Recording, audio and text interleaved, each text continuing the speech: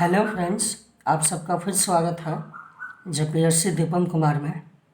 आज मैं आप लोगों के समक्ष फिर से प्रस्तुत करने वाला हूँ झारखंड के भूगोल। आज इस झारखंड के भूगोल में न्यू टॉपिक शुरू करने वाला हूँ जो है झारखंड की नदियाँ।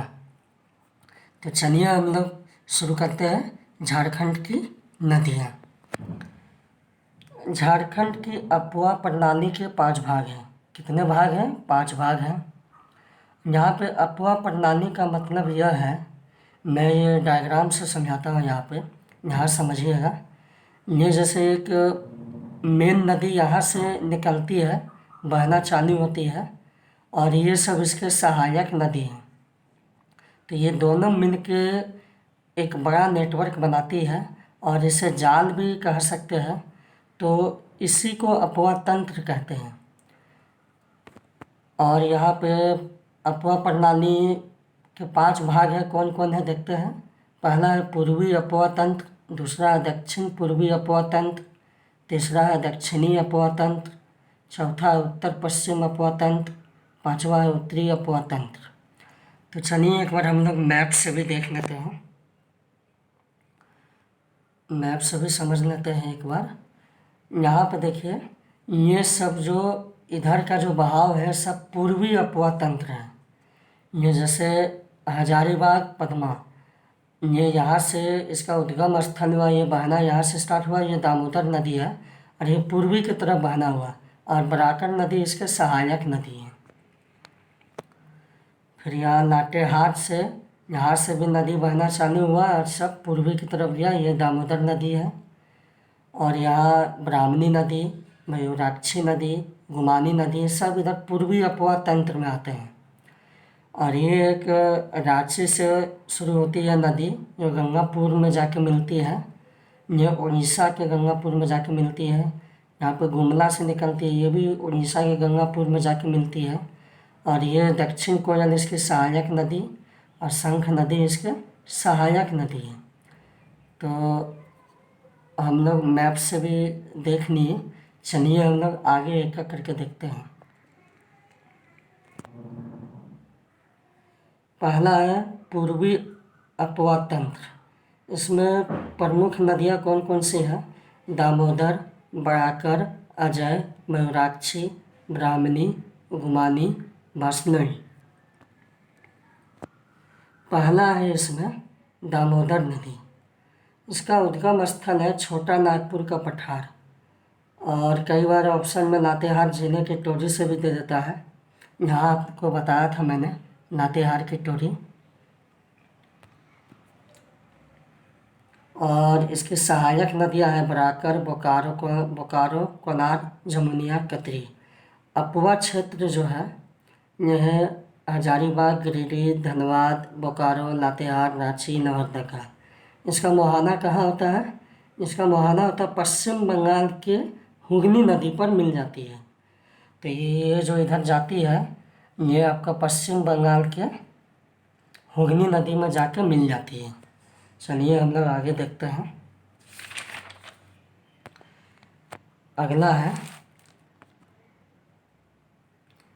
इसका उपनाम है देव नदी, बंगाल का शौक। झारखंड में प्रभावित होने वाली सबसे लंबी नदी है। तो ये कितनी है? 290 किलोमीटर। दूसरा है बराकर नदी।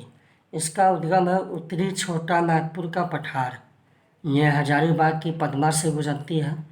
इसका मुहाना है दामोदर नदी, वर्धमान में। मैथन डैम बराकर नदी पर है। तीसरा है गुमानी नदी।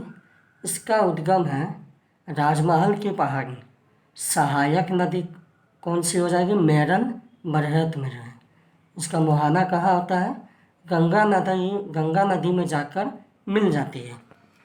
आगे देखते हैं।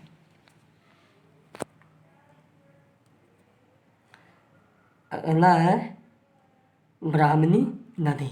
इसका उद्गम है दुधवा पहाड़ी से। सहायक नदी कौन है? घुंगरो, एरो। इसका मुहाना कहाँ होता है? गंगा नदी में जाके मिल जाती है।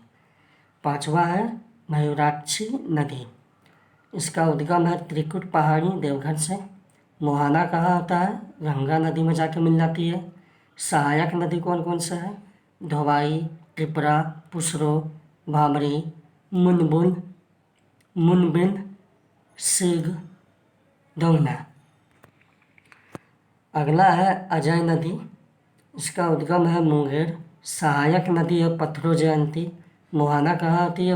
भागीरथी नदी, जो कटवा पश्चिम बंगाल में है। अगला है बासनवी नदी।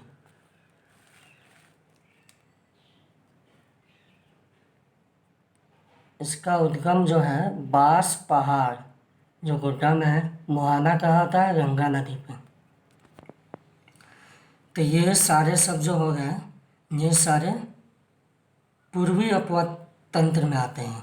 तो चलिए हम लोग दूसरा देखते हैं, दक्षिण पूर्व अपवाद तंत्र। इसमें जो है स्वर्णरेखा नदी तथा सहायक नदी जैसे राहु, काची, खरकई, अजय, करकरी हैं। तो इसमें स्वर्णरेखा नदी जो है, इसका उद्गम छोटा नागपुर का पठार या रांची के नगरी गांव से है।